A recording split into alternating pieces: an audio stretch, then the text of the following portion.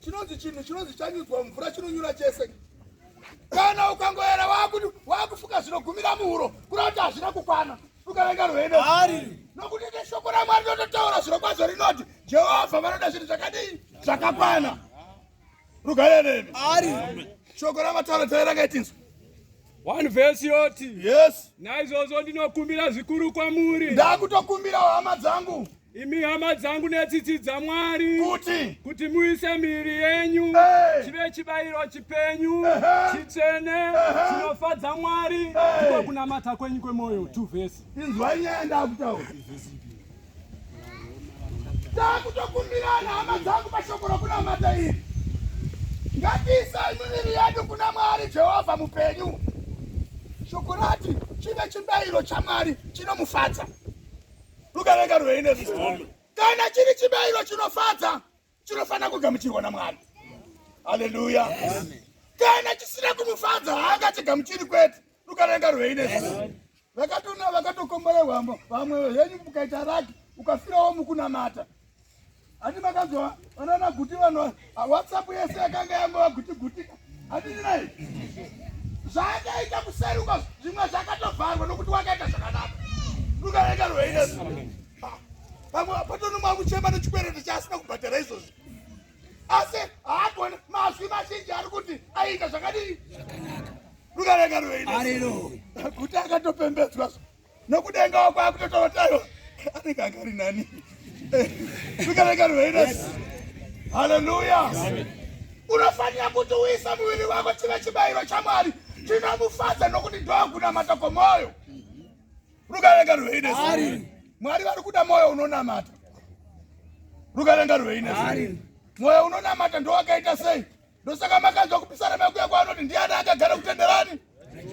Ndouya anofamba nemuromo usingatauri zvisina basa. Rukavenga rweine. Kuti unoti unoziva kuti unogona kuti postori kana munhu anonamata akasvika pavanhu akada kuita zvinhu zvisina basa, unongoona kuti rurimi rwake runotsutsuka runoisa kachiKristu mukati kuti aedze kuti zvinhu zvake kwaajustify kutadza kwake. Rukavenga rweine. Haleluya. Rega tinzwa 2 verse. Hadi Musaenzaniswa nenyika ino. Inzwai hama, regai kuenzaniswa navanhu vapanyika. Rukavenga rweine. Vanoita sei? Asi mushandurwe murangariro wenyu uchivandudzwa kuti muidze kuziva kuda kwaMwari kwakanaka kunofadza zvakakwana. Ndati nini Mwari ada zvinhu zvakakwana. Rukavenga rweine. Kuti iyemi hama mushandurwe murangariro wenyu. Rukavenga rweine. Inzwai hama, kana murangariro wemunhu uchishandurwa, uri kubva pano kumwe kubwinya uchienda pano kumwe Rukavenga rweine. Kana Mwari vashandura murangariro wako, vanofanira kuuvandudza zuva nezuva. Rukavenga rweine. Ukaona uchigona kupedza kana svondo rese usina kumbowana nguva yawapfugama, uchingomuka unge mombe mudanga, wautongomira kuti joki riuye, kungomuka. Pamwe mombe inotombonamata hamena anopa Mwari vanozviziva. Rukavenga rweine. Munhu anongomuka kwacha wenda adzoka madeko kungopedza kudya riti wapenda warara.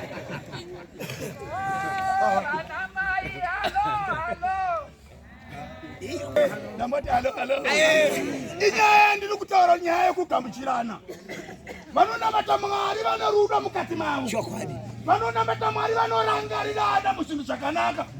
Vanonamata Mwari vanorangarira mumwe pamatambudziko. Rukavenga rweine.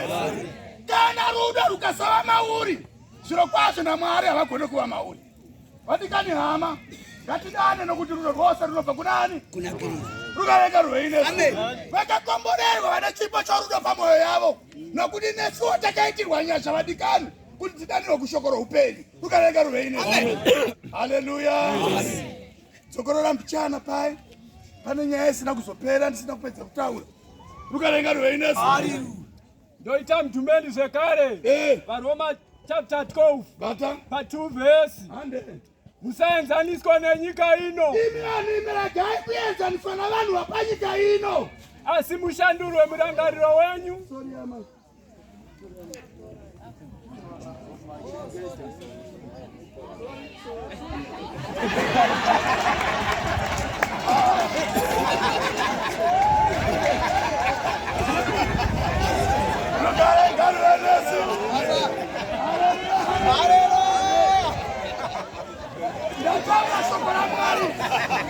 Ndataura shoko la Mungu. Ndataiwa. Ko izwaiga. Bishop.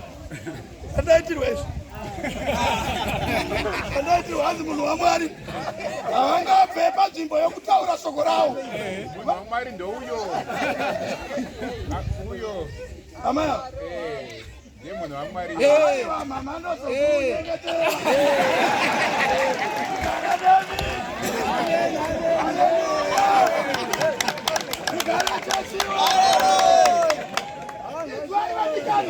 Tiri kuda kutaura shoko rinoponesa mweya yedu. Nokuti naMwari vanofanira kugara pakati pemwoyo mumwe nemumwe. Aswedere kunhaka ine upenyu iyoyi. Tukavenga rweine. Satana aripo pakunyengera rudzi rwavanhu. Kuti vana vavanhu vatsaukire kungano dzavanhu. Tukavenga rweine.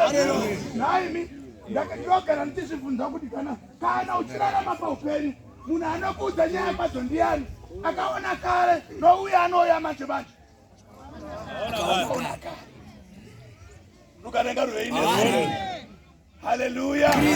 Akaona kare wakaona zvakabva kure. Uyu anokurumidza uyu anomedza asati atsenga. Tukavenga rweine. Ukamupfundisisa zvakanaka nokuti raiwo inde zvaingoitwa ndambozviziva. Tukavenga rweine. Haleluya. Makakomborewa nokuti vanokurukura nyaya dzakare ndivo varipo. Tukavenga rweine. Varipo beti pakuvandudza mwoyo yenyu kuti vana vavanhu vateere zvokwadi yaMwari. Tukavenga rweine.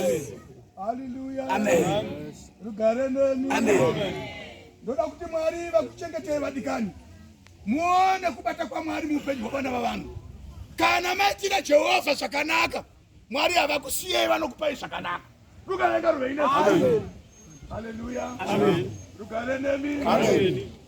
Haleluya. Amen. Verenga tinzi.